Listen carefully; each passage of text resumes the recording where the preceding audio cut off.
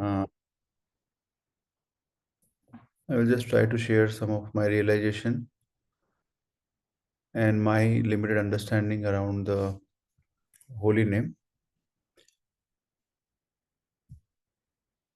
So, many of us, I'm assuming that many of us who are right now in the session, they are practicing Krishna consciousness for some time. And they have been introduced to the holy name as one and the only process to achieve the highest goal of our life, which is Krishna Prem. So I was just thinking that if you look at our scriptures, we find a lot of stories uh, around the glorification of the holy name.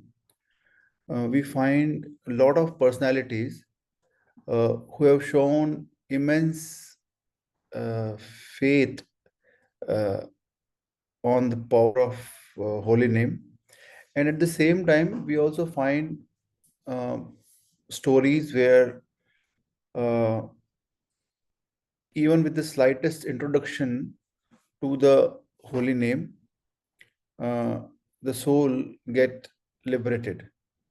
And we also find some stories where uh, some people were not delivered, even though they tried to uh, you know take the holy name. So, say for example, we see that our in our scripture the story of Haridas Thakur. He's called Namacharya, and uh, he spent his entire life chanting and shown a gold standard of chanting Hare Krishna Mahamantra, and proved that just by purely chanting Hare Krishna Mahamantra, a person get delivered. While we see that Lord Chaitanya personally came to meet him and delivered him. We also hear the story of exactly to contrast to this, uh, where at one place we see that a personality in our scripture who chants almost 24 hours a day, and another story we hear is of Ajamila, who is living a very sinful life, but then at the end of his life, uh, he somehow or other he is able to recite the name of the Lord, and then he is still being delivered. Then we hear another story in Chaitanya Charitamrita of Gopal Chapal, who was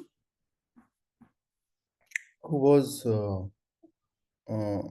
though a devotee, but at the same time he was criticizing uh, other devotees, and then ultimately he gets leprosy, and uh, he get relieved only once he seek the forgiveness at the feet of Vaishnavas. So we find different stories in our scriptures, um, and it it it made me think that what why there are so many variations, and uh, we all have a tendency uh, to adopt a shortest or least austere method to achieve anything. That is, this is how our material mind works, and a lot of people in a lot of classes have always debated on this particular subject, that okay, then why, so if Ajamila was delivered just after uh, uttering the name of the Lord at the end of his life, then uh, then what is the problem? Uh, so, so if we go into the depth of the entire process, and this is what something which may meditate upon today, that we all as a spiritual practitioners, we should deeply in our own hearts, we should be thinking, we should be trying to understand that by practicing spirituality, what is the ultimate goal which we are trying to achieve? What is its correlation with direct correlation with the chanting of holy name? And if that is the only process, then what what are the things which I should be taking care of while I'm practicing? So uh, let's start that uh, as a practitioners, what we are trying to achieve. Uh, Spiritual life at its core is a process of developing our dormant relationship with Krishna by the definitions in books, and in practicality, what we can very safely say that we are in the process of developing a relationship with the person. So now, uh, although it's not an absolute analogy, but analyze this in your day-to-day life. So let's say there is a person with whom you want to develop a loving relationship. Uh, and this is what we are trying to do in our spiritual life as well. Yes. So uh, when we when we go to temple, when we pray, uh, there are different ways. Yes. So at a very superficial way, at a very initial stage, uh, most of the people, they go with the karmic mindset in a transactional mode. So they go to the temple and they have a list in their mind, and they seek certain things from the Lord. And if those wishes are fulfilled, then more or less they feel satisfied, and they might also feel that their spiritual life is going good because they are asking something and that is being fulfilled, and they feel that they are doing okay because they are asking something. And it's just like, uh, if a kid or a youngster, he go to his father, and he go to his father and ask for something, that I need this, and father grant him that. And and that boy can assume that since whatever I'm asking my father is giving me, it means that I am having a very good relationship with my father. But that good relationship might not be a loving relationship. That may be a very transactional relationship. But what we are trying to achieve in our spiritual lives are is actually having a loving relationship. So we want to develop love. So our process is primarily to develop love. So if we think more deeply around it, that developing love, if that is the goal, uh, then uh, what what is working in our favor and what is not working in our favor. So so we have been given a given instructions and the process from our previous acharyas, uh, that what is the process, and chanting the holy name is the process, uh, and this process is given by those who have achieved something what we are trying to achieve. So again, if you compare the same thing from in our material life, uh, whatever we are trying to achieve in material life, we we just try to figure out that whatever I am trying to achieve. So I want to become a doctor, I want to become businessman, I want to become a engineer. We just see that who is the best in my field, who is trying to achieve this, and we try to follow the same process. And more or less we know that if I follow this process, then I will achieve what somebody else has achieved. And the same principle when we implement in our spiritual life, then previous acharyas has given us this process that by attentively and carefully chanting the holy name, you will be able to achieve uh, the highest goal of life, which is prem. Now, if you try to understand the deeper layer of the very concept of love. So in prem, or in love, when two people, when they interact, uh, there has to be trust, and there should not be any malintention. There cannot be any business or transactional motive, so that we can understand from our logic. So when we are trying to develop love with Krishna, we have to understand that what he wants. So if you want to love somebody, we need to understand what he wants. Uh, and what he wants, he is explaining uh, through his devotees. And we are so fortunate that he is also explaining personally in the form of Sri Chaitanya Mahaprabhu. So we look at the life of Chaitanya Mahaprabhu. He exactly tell us that what he likes and he dislikes. So those who are Gaudiya Vaishnavas, they are the most fortunate and most precious living beings on the earth, because they are the only one, at least in my view, who have the capability to understand exactly what the Lord of the universe is actually willing us to do and want us.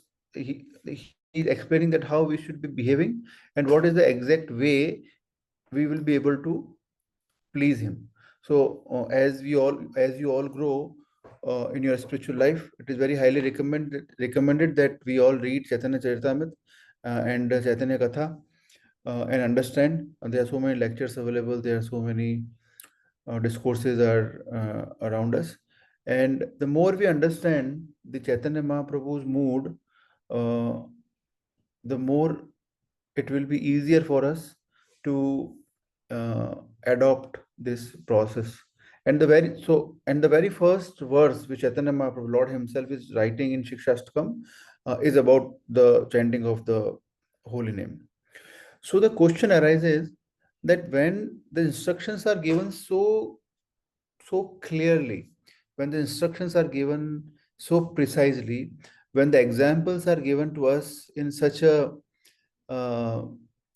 a meticulous yet such a beautiful way, still what is inhibiting us to follow that? Uh, and for that, if we understand the deeper or the logical flow of relationship with any individual, and more or less, when if you try to understand it in the form of developing a loving relationship with the Lord, it becomes very logical and easy. So let's say in the material context, if somebody, let's say an example of a father and son. So a father is having uh, three, four, five children, and uh, and obviously as a father he has a desire that although he is dutiful towards his children, so whatever they will ask in their lives, he will provide. But what he really wants is a love from his children. Now, how that love defines the what will disturb the father. So, one thing which will disturb him the most, if there is a poor relationship between the children before they claim their love for their father. So, it will not be very very encouraging or very pleasant for the father if he finds that the children, they themselves uh, together are not in a loving relationship, while they are claiming that they are in love with his father. So that is one. uh, uh, Another thing is that if the father see that the relationship or the approach is very mm, very transactional, or there are some hidden agendas. So he's a father, yes. So he knows. Yes, we all can relate to this.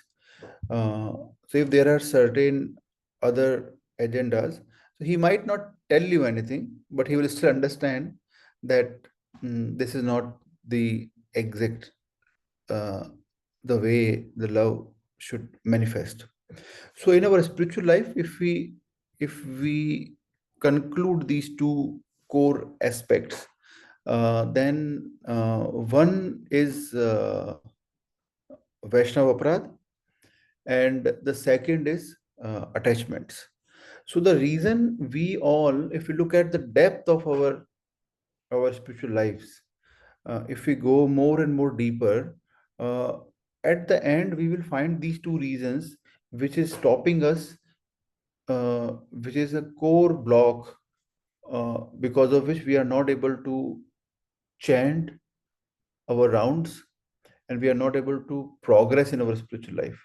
So one is attachment, and the second is Vaishnava Aparadh. Uh, there are a lot of work, there are a lot of courses, there are a lot of discussions happens on these two topics. Vaishnava Aparadh in itself is a very vast subject, um, but understanding it is not very difficult if we apply a very simple logic. And same is with the attachments. Now when we talk about the attachments, uh, it can be, so any kind of attachment which is not related to Krishna, it is a material attachment. Now these attachments can be at any level. It can be very gross. So at very initial stage, these attachments can be to things, to material things. It can be to certain assets or um, certain dead matter. So as Prabhupada used to very often used to quote, that our nature is to lord it over the material energy. So I think Prabhupada has written at multiple places is lord it over material energy. So our natural tendency is to own and claim dead matter, uh, is one of the core sign of our attachment, uh, and which is we can see in our own lives and in our surroundings, even between the devotees. Unfortunately, uh, it's a very common attachment problem. Uh, but even though you practice and you might not have attachment to things, but then you go more subtle, and then you may be attached to the position or more subtle things, and then ultimately you may be attached to your own individual thought somewhere, which you think that it is right, but that thought is not favorable for your Krishna conscious life. But then you are so attached to your own thought that it is inhibiting you to chant the holy name. You may be very much attached to your own deep egoistic uh, stand around something, If you look history, so in Mahabharata you will find such uh, such incidences, lot of such personalities. Um, I I heard some time back, although it's not a or it's not a very uh, ideal example, but still a glimpse of that which you can find. So we hear the story of Bhishma Pitamaha. So Bhishma Pitamaha is a pure devotee. He is he's so attached to the Lord, one of the Mahajan. And if you look at look at the entire life of Bhishma Pitama, we still find that his personal choice at one point was so predominant, that which made him stand against the Lord while being a pure devotee. Although what happens between Lord and his devotee is a part of the Leela, but at the same time we can see with this example that Bhishma Pitama, while living his entire life uh, in such a pure way, with such an attachment, and he practically knew every single thing what is happening, and he was so pure that when he left his body, uh, Lord himself came to him to deliver him.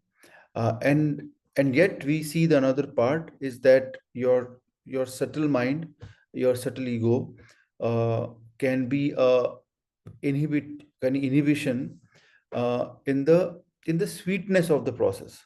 So when you are trying to develop love with somebody, it's at the core, it's a very sweet process, but this bitterness comes from these elements. So one is attachment. It can, as I explained, it can be at any level, and if you are not conscious, and if you are not very focused around keep on rejecting these attachments, uh, uh, the proportion to that the chanting becomes difficult.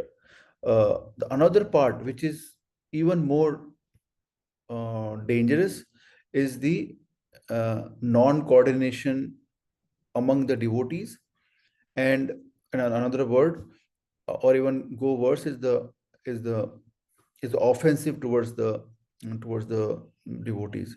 So I can tell from my own uh, experience and the limited realization what I have, that uh, by serving devotees and by not being envious to devotees, and actually by loving devotees, uh, you can actually make your spiritual life much easier than uh, than any other process.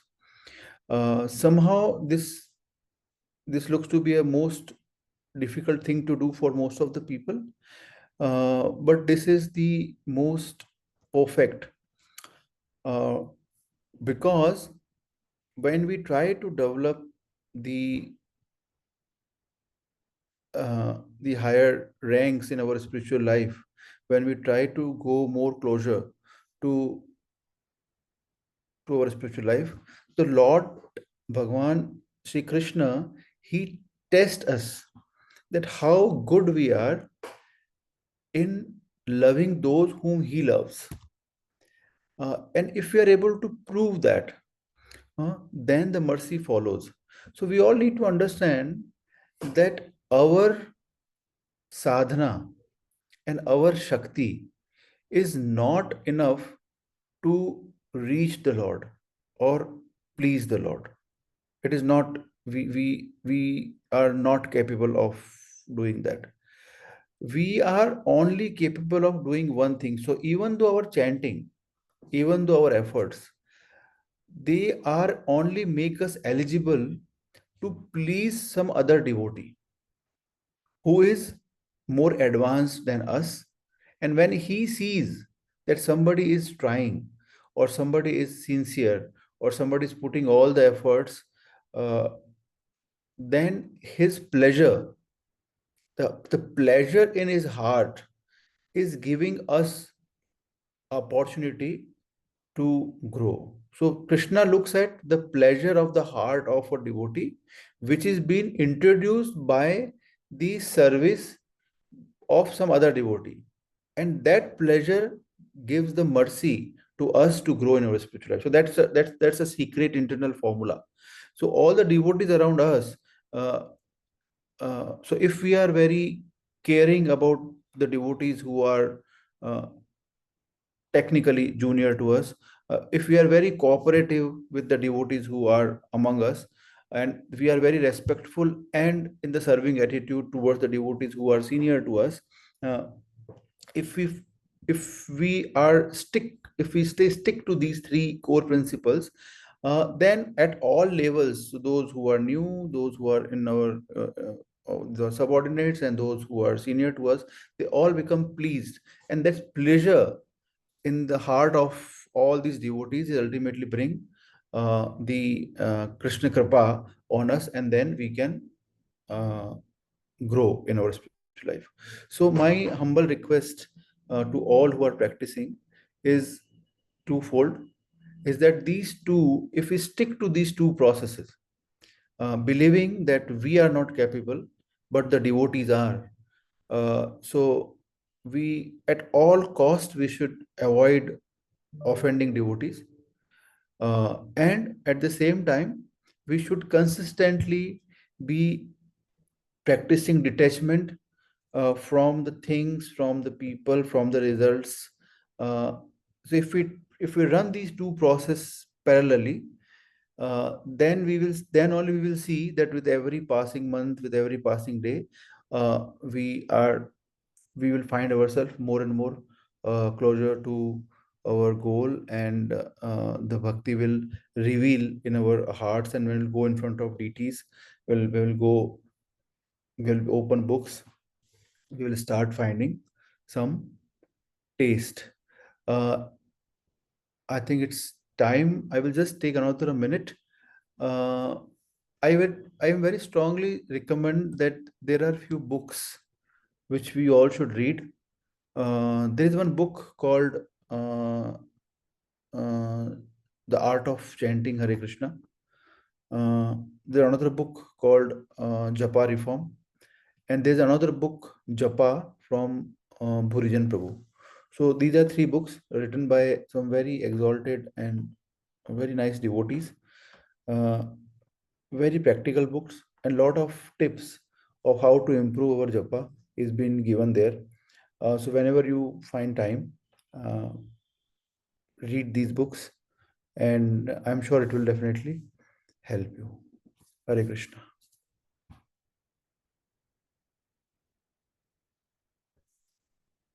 Thank you so much, Prabhuji, for such a wonderful talk.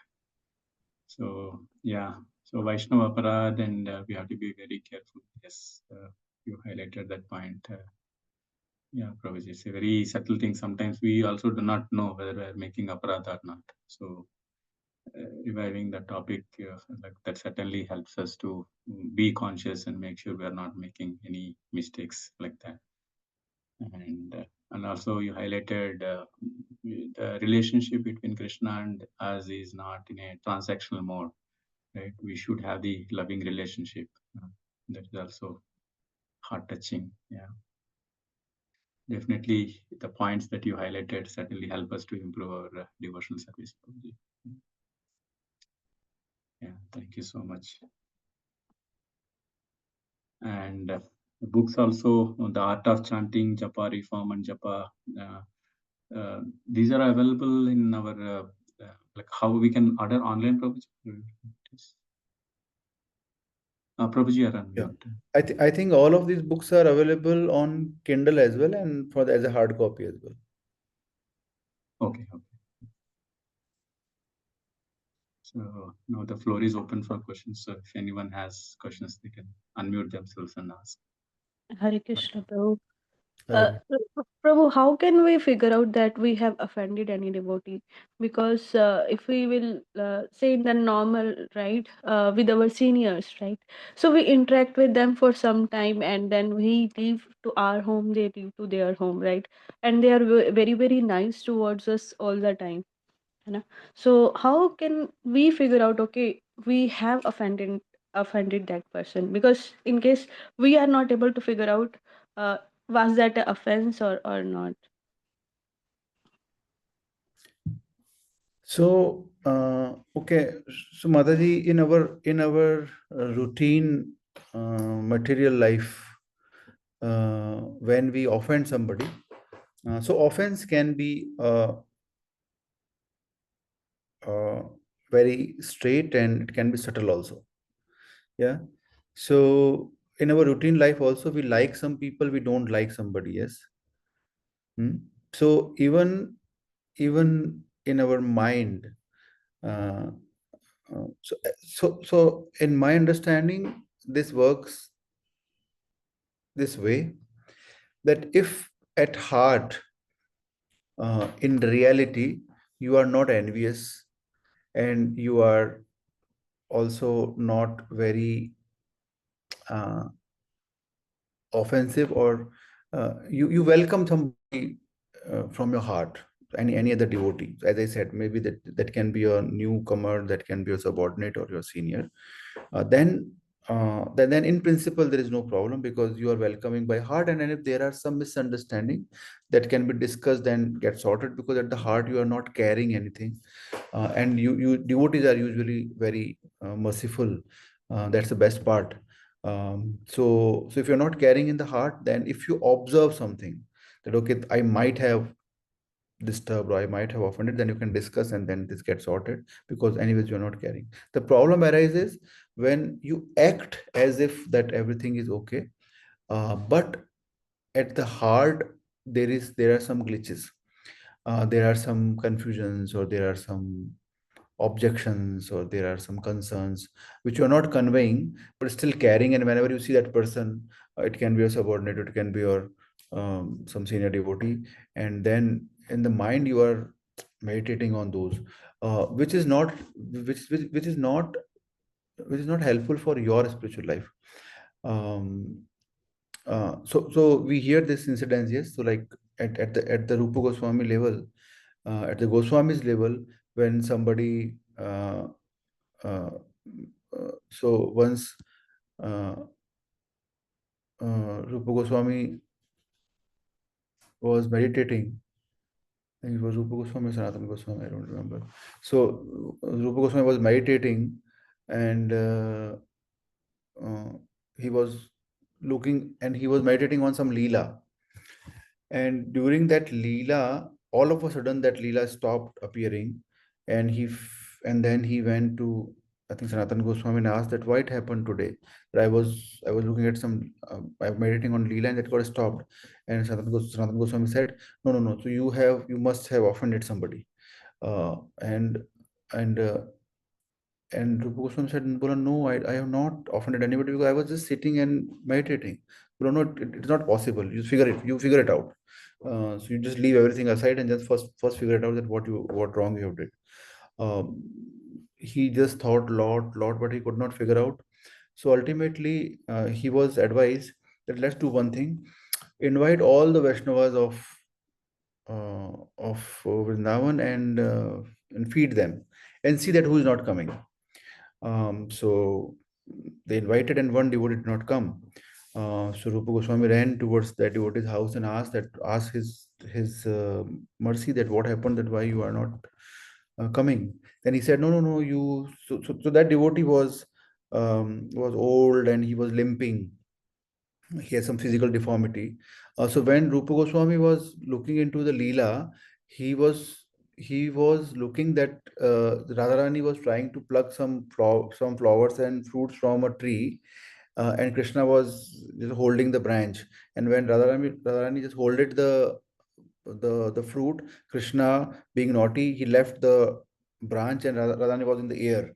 So looking at this, Rupa Goswami smiled, and at that moment, that devotee was there, and he just saw that, and he thought that Rupa Goswami is laughing at him on his physical deformity, and he being Vaishnava, he just left from there. Uh, so then Rupa Goswami ultimately asked his forgiveness, that no, no, so that was then I was not laughing at you. That devotee also understood, and this is how this got sorted. So I told it very short. So see, look at that level, that Rupa Goswami's level, that if his Leela can get disturbed, then what to talk about us? So it is our duty to be very, very conscious while we interact with the devotees, and we should be ensuring that our intent should always be to be in a very loving mode, very service mood.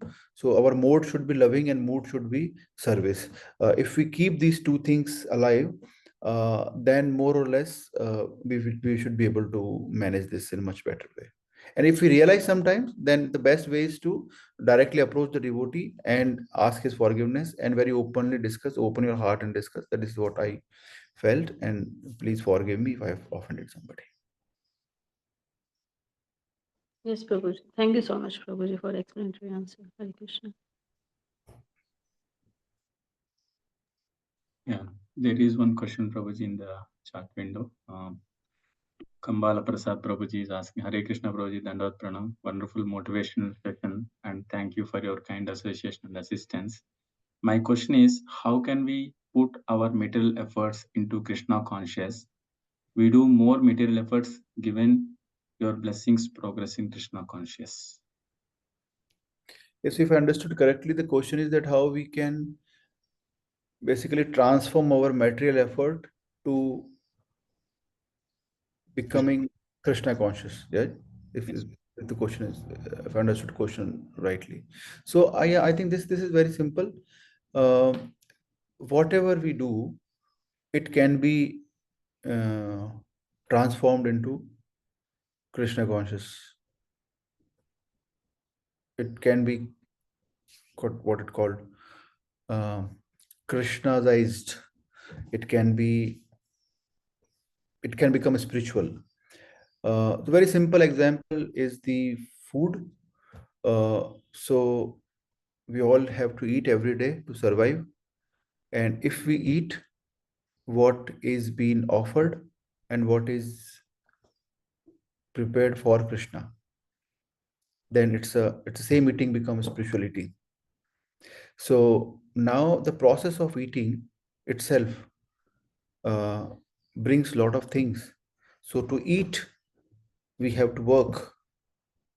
So to work, we have to go to office, or we have to do businesses, we have to do transactions. So this entire process. So for example, even if you buy a bread or if you buy a 1 kilo of atta, uh, to to achieve that, whatever work you have done, if ultimately that atta is been offered, then the whole process of achieving that is a spiritual activity.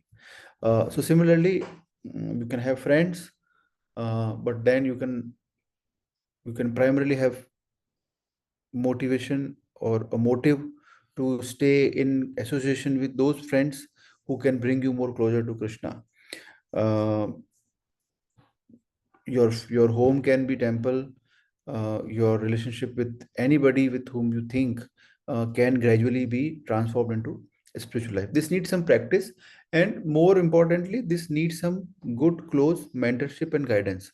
So those who are experts nearby you, you can seek help from them, and they can tell you that how to transform your material acts into a spiritual journey, and all the small acts can ultimately bring transformation for you.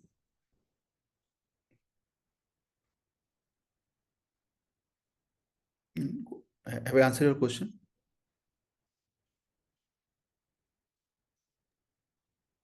Yes, Prabhuji, looks like, yeah, Prabhuji is not responding, but yeah. Thank you, Prabhuji. Thank you. Hare Krishna, Prabhuji. Dandavat Pranam. Thank you Thank for your suggestions. Yes, it's very really helpful for us, and I will do like that only. Thank you, Prabhuji. Hare Krishna. Hare Dandavat Krishna. Pranam. Hare Krishna. Thank thanks for your time, Prabhuji. If there are no further questions, we can end the call. Thanks for your Thank time. you so much. Hare Krishna. Hare Krishna. Thank you so much. Hare Krishna. Hare Krishna, Prabhuji. Hare Krishna. Hare Krishna, Hare Dr. Pranam, Prabhuji. Thank you. Hare Krishna.